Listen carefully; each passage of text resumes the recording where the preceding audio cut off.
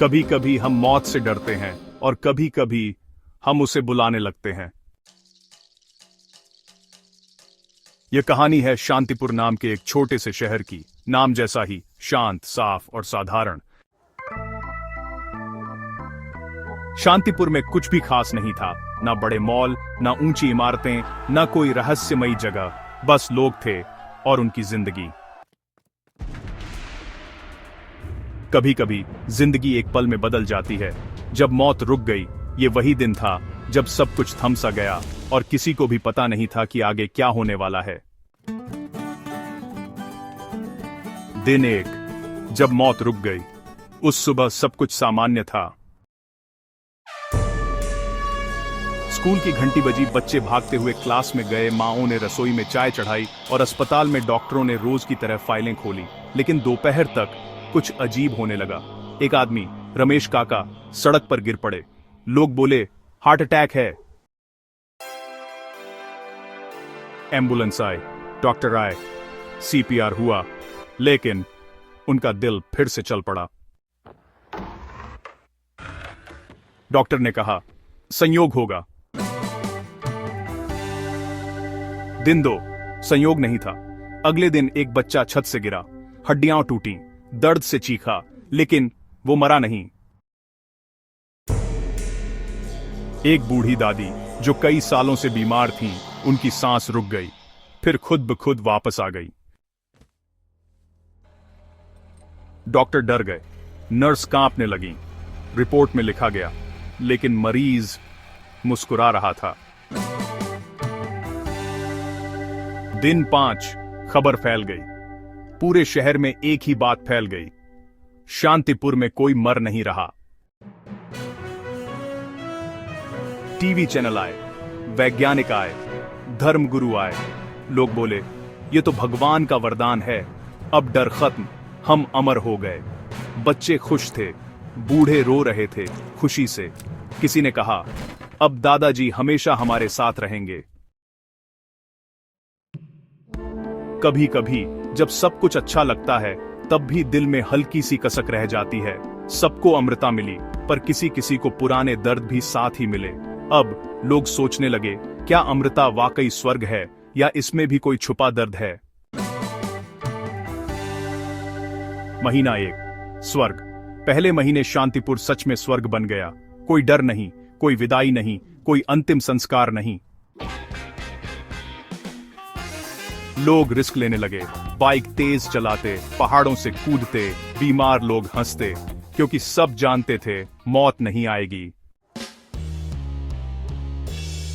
लेकिन दर्द गया नहीं। यह बात किसी ने शुरू में नोटिस नहीं की। लोग मर नहीं रहे थे, लेकिन दर्द वही था। टूटी हड्डी का दर्द, जलने का दर्द, बीमारी का दर्द, बस अंत नहीं था। महीना 6, थकान। 6 महीने बाद लोग बदलने लगे, अस्पताल भरने लगे। लोग जिनका शरीर ठीक नहीं हो पा रहा था, वो जिंदा थे, लेकिन अधूरे। एक आदमी जिसकी रीढ़ टूट गई थी, वो हिल नहीं सकता था। डॉक्टर बोले, पहले वो मर जाता, अब वो बस रुका हुआ था। तो अब सुनिए आरव की कहानी। यह कहानी है एक ऐसे बच्चे की जिसकी जिंदगी में अचानक बहुत कुछ बदल जाता है। चलिए जानते हैं आरव के बारे में। एक बच्चा, आरव। इस कहानी का दिल है आरव। उम्र 13 साल, शांत लड़का, किताबें पढ़ने वाला।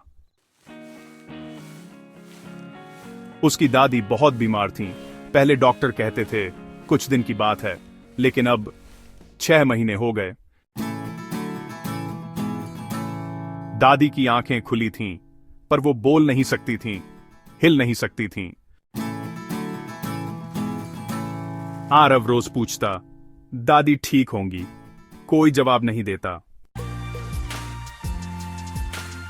महीना 10, पहली गुहार। एक दिन अस्पताल के बाहर एक पोस्टर लगा, प्लीज लेट अस डाई। लोग चौंक गए। किसी ने कहा, यह पागलपन है। लेकिन अगले दिन और पोस्टर लगे, हम थक गए हैं, दर्द खत्म करो, मौत वापस लाओ। डॉक्टर की डायरी और आरव का सपना। डॉक्टर की डायरी। शहर के सबसे बड़े डॉक्टर डॉ मेहरा रोज डायरी लिखते थे। एक पन्ने पर लिखा था, मौत चली नहीं गई है, वो जैसे कहीं फंस गई है, और जो फंसता है वो गुस्सा करता है। रात का सपना। एक रात आरव ने सपना देखा, एक अंधेरी जगह, कोई आकृति जंजीरों में जकड़ी हुई। आवाज आई, मैं रोकी गई हूं, दर्द मेरे रास्ते हैं। आरव घबरा कर उठा। महीना 14, दर्द बदलने लगा। अब दर्द अलग था। लोगों को चोट लगती तो ठीक नहीं होती। जख्म खुले रहते, लेकिन लोग जिंदा रहते।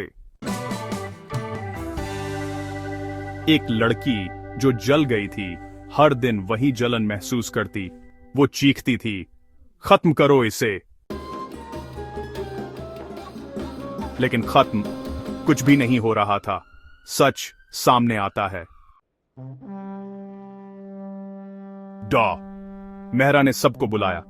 उन्होंने कहा, मौत गई नहीं है, उसे रोका गया है। और वो अब दर्द के जरिए रास्ता बना रही है। लोग चुप थे। जब दर्द असहनीय होगा, मौत निकल आएगी। शांति कक्ष में सबकी सांसें थमी हुई थीं। एक अजीब सी उम्मीद और डर दोनों साथ मौजूद थे। मौत की वापसी का एहसास सबके दिलों में गूंज रहा था। आखिरी फैसला। शहर ने फैसला किया। एक जगह बनाई गई, शांति कक्ष, जहां लोग जो बहुत थक चुके थे लेटते थे। दर्द धीरे धीरे कम होता और पहली बार 2 साल बाद एक व्यक्ति शांत हुआ। सांस रुकी और वापस नहीं आई। मौत वापस आई, लेकिन बदली हुई। अब मौत लौट आई थी, लेकिन लोग बदल चुके थे। अब कोई अमर नहीं बनना चाहता था। अब लोग हर दिन की कीमत जानते थे। आरव ने दादी का हाथ पकड़ा। दादी मुस्कुराईं। धीरे धीरे आंखें बंद हुईं। आरव रोया, लेकिन दिल में शांति थी। अंत में कहानी यही सिखाती है, मौत दुश्मन नहीं है, वो जीवन की सीमा है, और सीमा के बिना कोई चीज सुंदर नहीं रहती।